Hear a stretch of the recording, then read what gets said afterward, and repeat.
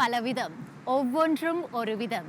இவை சுதந்திரமாக பறந்து திரியும் போது பார்க்க அழகாக இருக்கலாம், பல வேளைகளில் பெரும் தொல்லையாகவும் மாறலாம். குடியிருப்பு பகுதிகள், புல்வெளிகள், நகர்ப்புறங்கள், எதையும் இவை விட்டு வைப்பதில்லை. இடமிருந்தால் அங்கு பறவைகளை கூட்டங்கூட்டமாக காண முடியும். இவற்றின் எண்ணிக்கையும் குறைந்த பாடில்லை. பல வழிகளிலும் மக்களுக்கு தொல்லை கொடுக்கின்றன. சாப்பாடு போடுறதுனால அது எச்சமிடுது. அதனால் நமக்கு இருதயத்தில் ப்ராப்ளம் வரும், மூச்சு விடுறதுக்கான இதெல்லாம். அது சுத்தமாக தூய்மையாக இருக்கணும்னா பறவைகளுக்கு சாப்பாடு போடக்கூடாது. இங்கே சிங்கப்பூரில் நிறையா புறாக்கள் இருந்துக்கிட்டு இருக்குது. இது எங்கே பார்த்தாலும் ஃபீட் பண்ணுறதுனால அதுங்களோட சின்ன சின்ன இந்த துப்புகள் அந்த இதெல்லாம் மனுஷனுக்கு ஒரு பாதிப்பாக இருக்கிறது.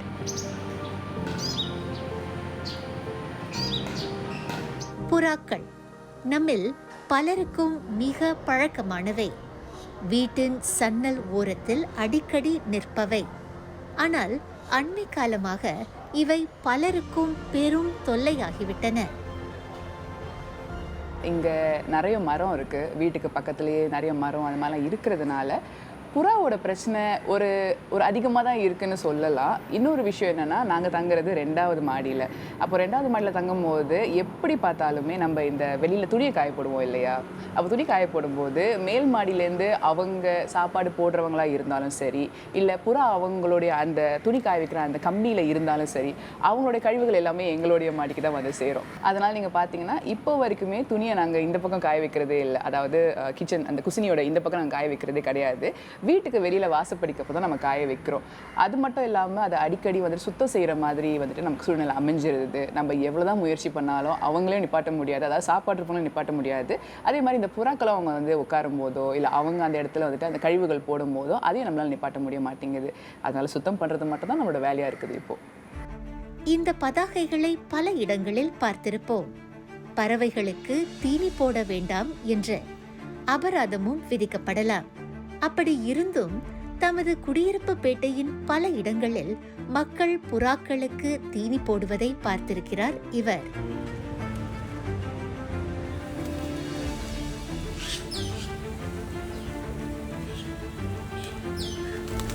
முதலாவதாக பார்த்தீங்கன்னா நிறைய பேர் அந்த அறிக்கை விட்டுடுக்காங்க.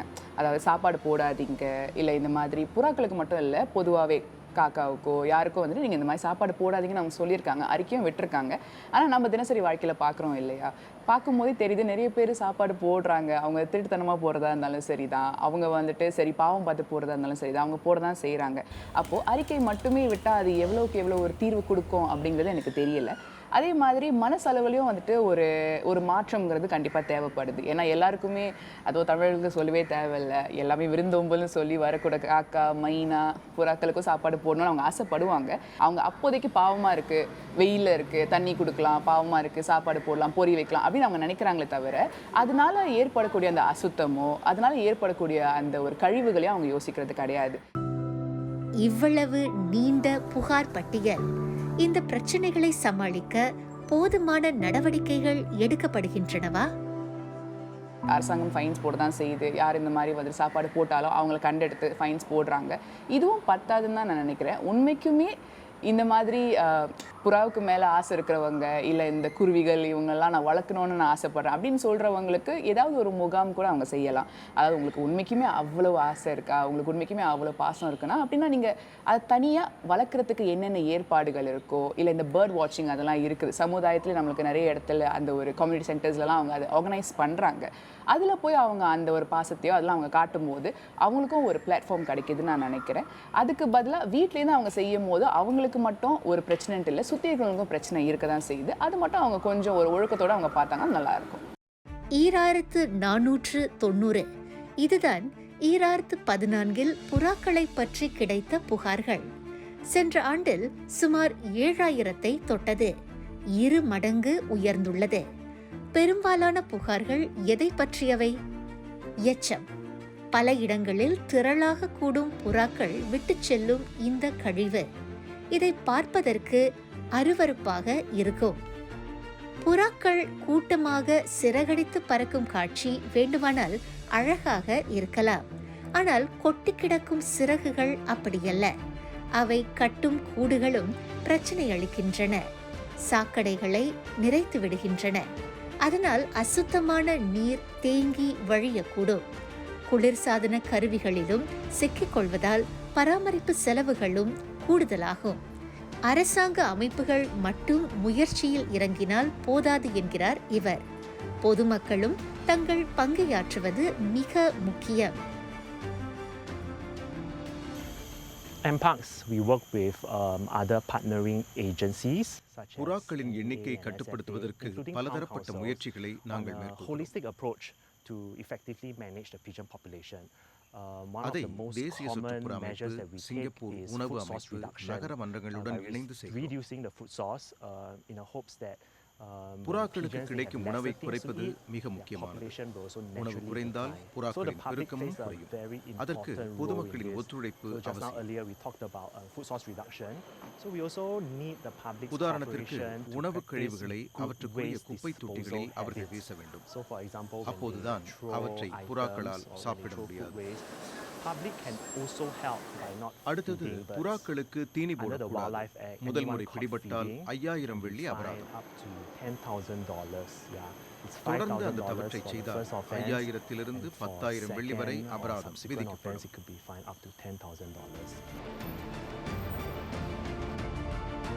புறா தொல்லை மட்டும்தானா? மற்ற பறவைகள் எப்படி? அவற்றால் வேறு என்னென்ன பிரச்சனைகள் எழுகின்றன? தெரிந்து கொள்ள தொடர்ந்து இணைந்திருங்கள்.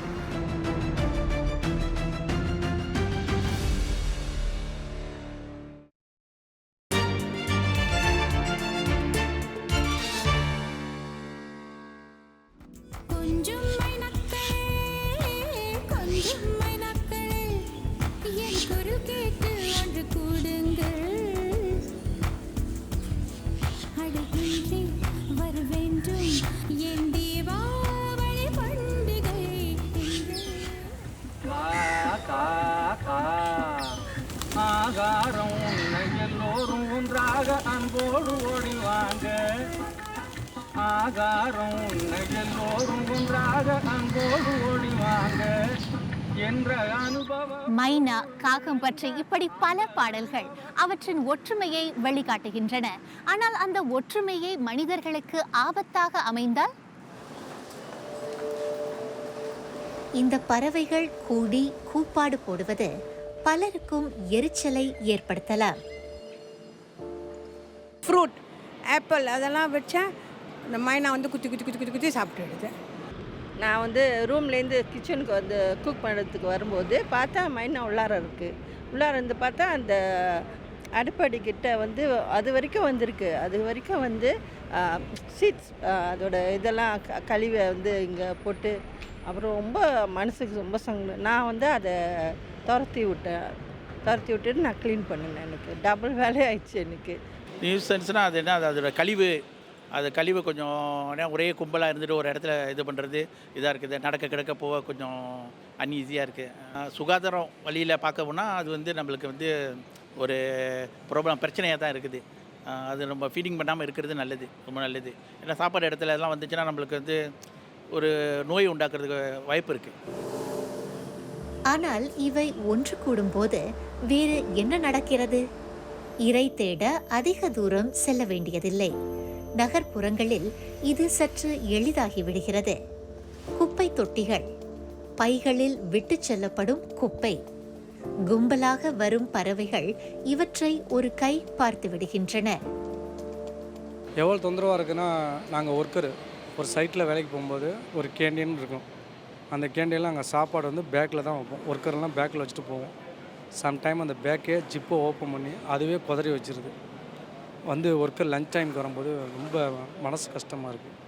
சம்டைம் அதை பார்க்கும்போது ஒரு நேரம் பசியோடையும் சாப்பிடலான்னு ஆசையாக வரும்போது சாப்பிட முடியல. அந்த மன உளைச்சலுக்கு ஆளாகிறோம். இரை தேடி அலையும் இந்த பறவைகள் மனிதர்களை பார்க்கும்போது பயப்படுகின்றன.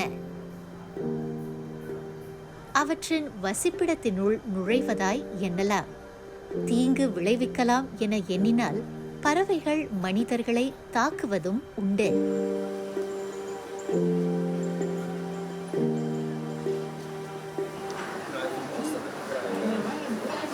முகமது கனி உணவங்காடியில் 35 ஆண்டுகளாக கடை நடத்தி வருகிறார் இவர்.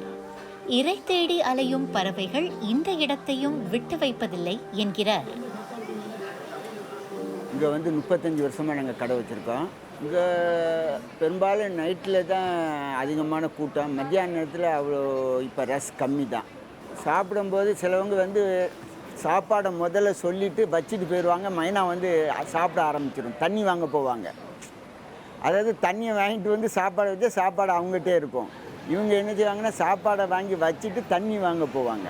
அப்போ மைனா வந்து அதில் உட்கார்ந்தோடனே பத்துட்டு அது வந்து வரத்தான் செய்யும். அதுக்குள்ளே பத்துட்டா அது கிளம்பிடும். அது சிலது சாப்பிடவும் செஞ்சிடும். அதை வந்து த்ரோ பண்ணிட்டு போயிடுவாங்க. வேலை செய்யும் இடத்தில் பறவை தொல்லை என்றால் இவர் வீட்டிற்கு திரும்பினாலும் அது தொடர்கிறது. பறவைனால எங்கள் வீட்டில் வந்து பறவைனா இந்த புறாக்கள்னால கொஞ்சம் ப்ராப்ளம் வந்துச்சு. ஏன்னா ஜேசிக்கு பின்னாடி வந்து முட்டை விட்டு குஞ்சுலாம் பொறிச்சிட்டு, அப்புறம் நாங்கள் என்ன செஞ்சோம், இதை மாதிரி ஏதாச்சும் நோய்கள் எதுவும் வந்துருமென்ட்டு சுற்றி கம்பி அடிச்சிட்டோம். சுற்றி அந்த ஏசியோடு சேர்ந்து கம்பி அடித்ததுனால இப்போ வரதே இல்லை புறாக்கள். கோழினால எந்த ப்ராப்ளம் கிடையாது, அது கீழே மேய்ஞ்சிட்டு போயிடுது. அதனால் அதை பற்றி ஒன்றும் இல்லை. சின்ன பிள்ளைகளுக்கு பார்க்குறதுக்கு அழகாக தான் இருக்குது கோழி. சிக்கனை பார்த்தா கொஞ்சம் ஆசைப்படுத்துக்குவோம். இந்த பறவைகளை நம் நகர்ப்புறங்களிலிருந்து முற்றிலும் அகற்றிவிட முடியாது. அவற்றின் எண்ணிக்கையை கட்டுப்படுத்த மட்டுமே முயற்சி செய்யலாம். So if you go to a hawker center, a coffee shop, you do see some of the புறாக்களின் வசிப்பிடங்களிலும் மாற்றங்கள் செய்து வருகிறோம். நீங்கள் உணவங்காடிகள், காப்பி கடைகளுக்கு சென்றால் அங்கெல்லாம் பறவைகள் வராமல் தடுக்கும் வலைகளும் ஸ்பைக்ஸ் எனப்படும் ஆணிகளும் பொருத்தப்படுகின்றன. புறாக்களின் எண்ணிக்கை உயர்ந்தால் அந்த பகுதிகளில் உள்ள மரங்களின் கிளைகளை வெட்டுவதுண்டு. பறவைகளை பிடித்து அவற்றை கொல்வது இறுதிக்கட்ட முயற்சியாகும்.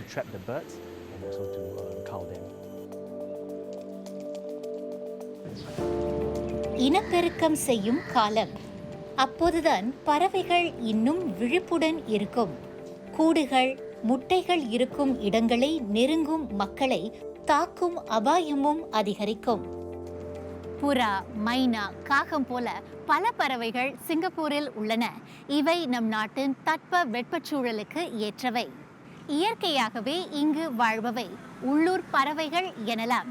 ஆனால் அண்மை காலத்தில் மற்ற பல பறவைகளையும் சிங்கப்பூரில் அதிகம் காண்கிறோம்.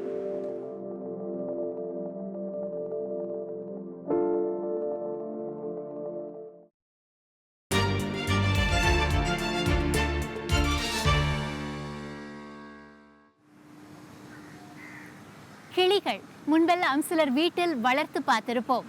மயில்களை பறவை பூங்காவில் காண முடிந்தது. ஆனால் நிலைமை மாறிவிட்டது. சிங்கப்பூரில் பல பகுதிகளில் இந்த பறவைகள் சுற்றித் திரிகின்றன. கிளிகள் தோற்றம் மிக வசீகரமாக இருக்கும். ஆனால் இவை வாயை திறந்தால்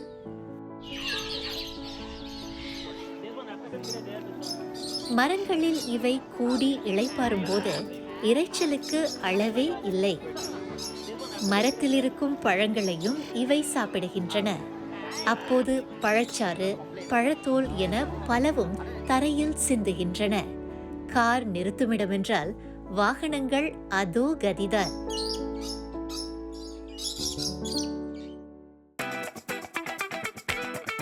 செந்தோசா பொழுதை இன்பமாக கழிக்க நம்மில் பலரும் செல்லும் இடம்.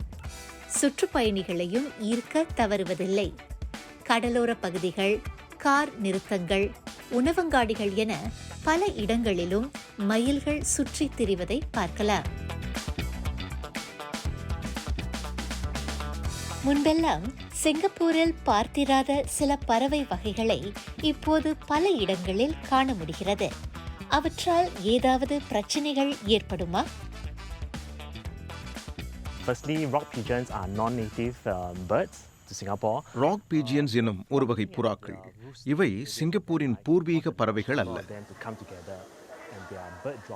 இவை கூடும் இடங்களில் அதிகமாக எச்சமிடுகின்றன. அதனால் சாமோனெல்லா எனும் நோய் மக்களிடம் பரவலாம். அவர்களுக்கு வயிற்றுப்போக்கு, தலைவலி, வாந்தி போன்ற பிரச்சனைகள் ஏற்படலாம்.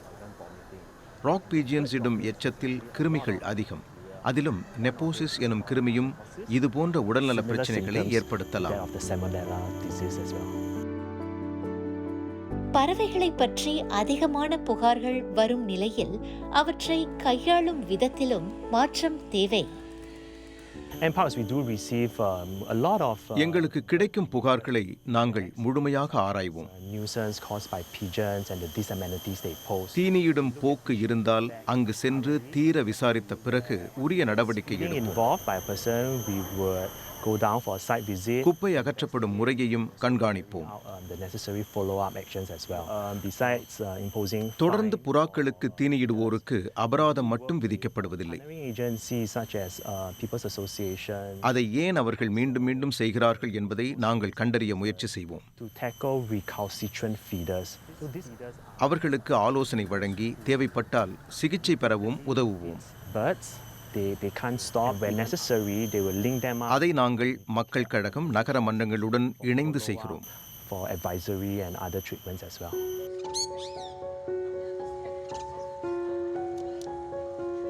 பறவைகளை வீட்டில் வளர்ப்பதில் பலரும் ஆர்வம் காட்டி வருகின்றனர். கோவிட் பெருந்தொற்றின் போது இது இன்னும் கூடியது. பறவைகளை செல்லப்பிராணிகளாக வளர்த்த பின் ஏதோ ஒரு காரணத்தினால் தொடர்ந்து பராமரிக்க முடியவில்லை என்றால் சிலர் மற்றவர்களிடம் ஒப்படைக்கின்றனர். ஆனால் பெரும்பாலான நேரங்களில் இந்த பறவைகள் கைவிடப்படுகின்றன. அதிலும் சில அரிய வகை பறவைகள். இவற்றை சிங்கப்பூருக்குள் கொண்டு வருவது சட்டவிரோதம்.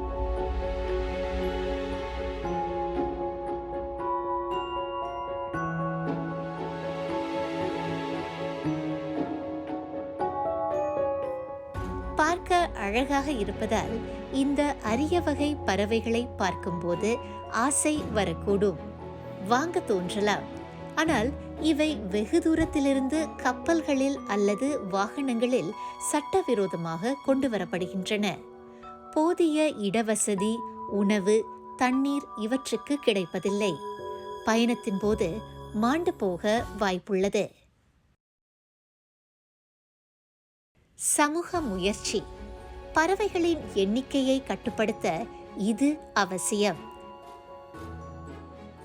இந்த மாதிரி வந்துட்டு நம்ம இந்த விலங்குகளுக்கு நன்மை செய்யணும் அப்படின்னு ஒரு ஆசை இருக்கிற பட்சத்தில் அவங்க கிராஸ் ரூட்ஸ் லெவலில் அவங்களுடைய சிசிக்கு சென்றோ இல்லை அவங்களுக்கு தெரிந்த அந்த நேபர்கள் கூட சென்றோ அவங்க ஒரு பிளான் மாதிரி அவங்க கொண்டு வந்தாங்கன்னா எல்லாருக்குமே ஒரே பேஜில் இருப்பாங்க. ஸோ எவ்ரி ஒன் நோஸ் நம்ம என்ன பண்ணணும், இல்லை இந்த ஒரு இடத்துல யார் இதுக்கு பொறுப்பை எடுத்துப்பா அப்படின்னு சொல்லும் போது காலப்போக்கில் அந்த புறாக்களுக்குமே தெரிஞ்சிருக்கோம் இந்த ஒரு இடத்த தான் நம்ம சாப்பிட போகிறோம், இந்த ஒரு இடத்துல தான் நம்ம கழிவுகளை போட போகிறோன்னு. ஏன்னா தேர் வெரி ஸ்மார்ட். நம்ம புறாக்கள்னு சொல்லி அவங்கள அலட்சியப்படுத்திட முடியாது. அவங்களுக்குமே ஒரு பேட்டர்ன் வரும்போது அவங்க அந்த பேட்டர்ன் கூடவே அவங்க அதை மெயின்டைன் பண்ணுவாங்க.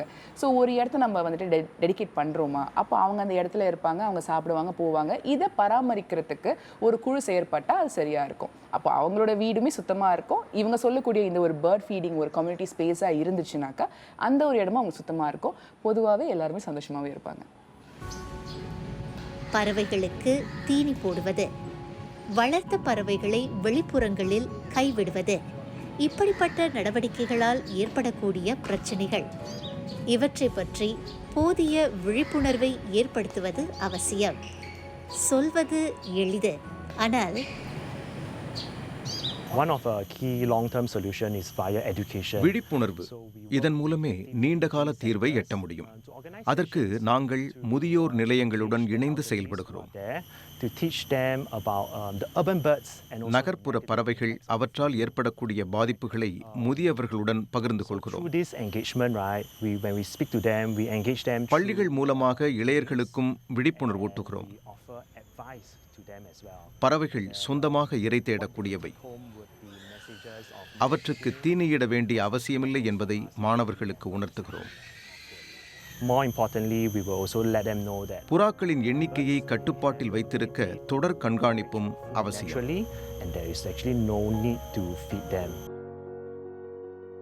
பூச்சி, எலி, தாவரங்களுக்கு பாதிப்பு ஏற்படுத்தக்கூடிய சிறு விலங்குகள், இவற்றை பறவைகள் சாப்பிடுவதால் இவற்றின் எண்ணிக்கையை கட்டுப்படுத்த முடிகிறது.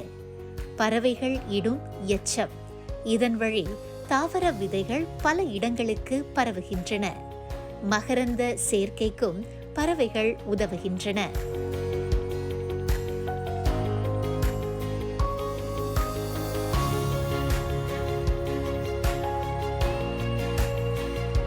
இப்படி இயற்கையில் பறவைகளுக்கு ஒரு முக்கிய பங்குள்ளது.